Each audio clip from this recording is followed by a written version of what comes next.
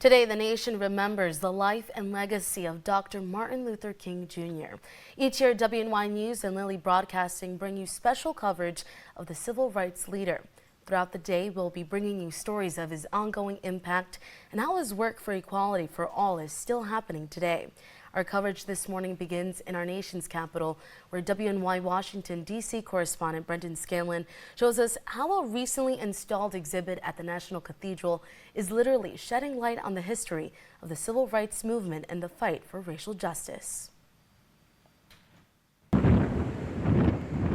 Inside this well-renowned place of worship, thousands of pieces of dark-colored stained glass tell a story and provide an ambience unlike any other. It was sort of the style of the time. But some windows stand out more than the others. And these ones definitely different. They stand out. And what's interesting is if you're walking down, you can just see this sort of glow emanating from this bay. So they kind of call attention. The now and forever windows were designed by acclaimed artist Kerry James Marshall and dedicated in September 2023. They replaced a pair of twin windows that honored Confederate generals Robert E. Lee and Thomas Stonewall Jackson, which were installed in 1953. The cathedral needed money to build the building, and the Daughters of the Confederacy needed a place to memorialize their story. Spokesman for the National Cathedral, Kevin Ekstrom, says the now and forever windows symbolize the ongoing work toward racial justice and tell a more inclusive history of the United States. What we wanted to replace these with was a new story, a story that hadn't been told here before,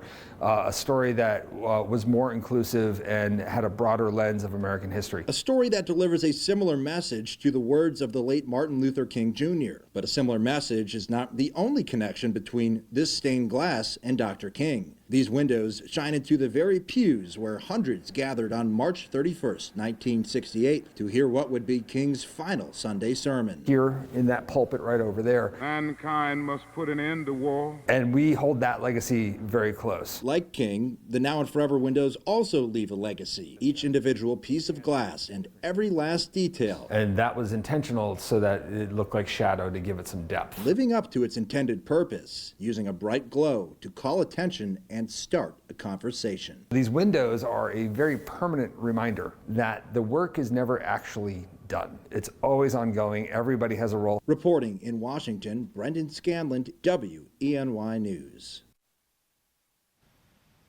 And stick with WNY News throughout the day for more stories relating to the life and lessons of Dr. Martin Luther King Jr.